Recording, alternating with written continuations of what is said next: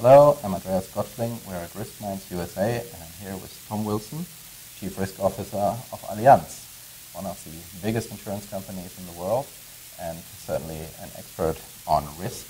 And he just gave a compelling talk about the value-added proposition that risk management has to offer at the corporate level.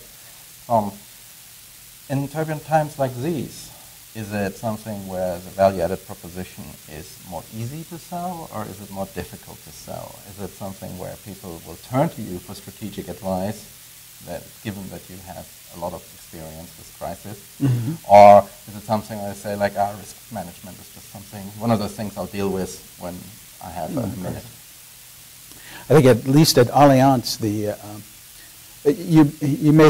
you may think on the one hand that due to the crisis and the increased focus on expense management, risk management would be a lower priority, and that would be the wrong impression, especially at Allianz. I think one of the things that has greatly supported our valuation multiple relative to some of our competitors has been the fact that we are seen as a financially secure and well risk managed company. And that's had an impact, I believe, not only in terms of our valuation multiple, but also with respect to our external rating. Although we've been put on negative watch by S&P, we're still one of the very few financial institutions and one of the even fewer insurance companies that are AA rated and retain that AA rating.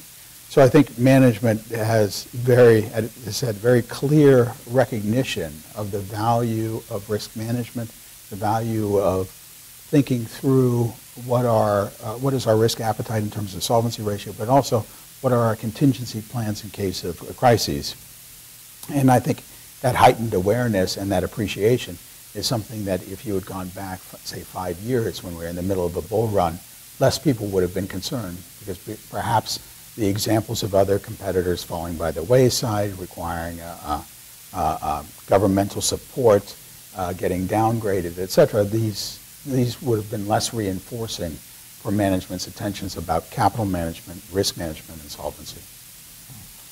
Does the incoming Solvency II regime and the sort of turbulent Europe situation give you reason to think it's coming at the wrong time? Is it interacting very strongly, or would you say that's one is a governance issue and a lot of paperwork, so to speak, and the other one is something really need to think about?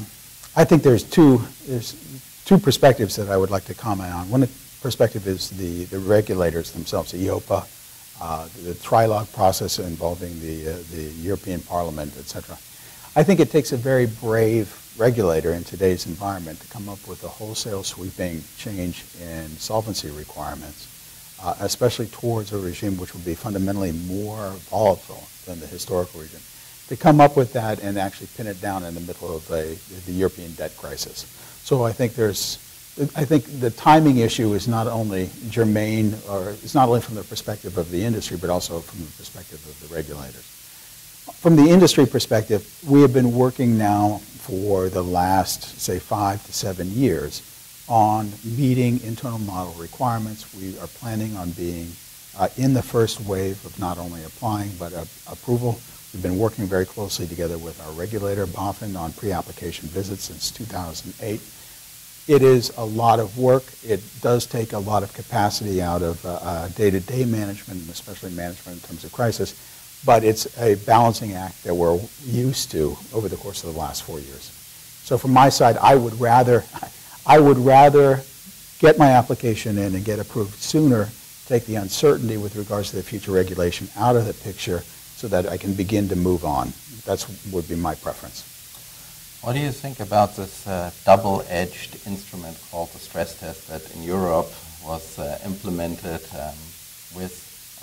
against the bank's wills, and then led to very mixed market reactions, right, given the disclosure that maybe took away some uncertainty, but then it was fraught with lots of interesting aspects that are probably subject to a lot of debate?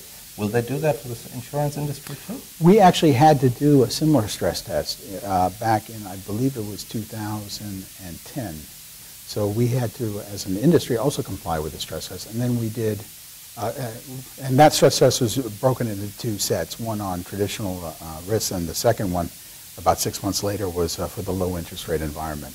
And it had less of an impact than did the banking. But then again, the insurance industry, I think, was in Europe was generally recognized to be more well capitalized and less vulnerable than the banking environment. So it suffered from many of the same critiques in terms of how transparent is it, are the stress tests really relevant, but it had less of an impact in terms of the market perception. Definitely good for you. I agree. Andreas, thank you very much. It was a pleasure.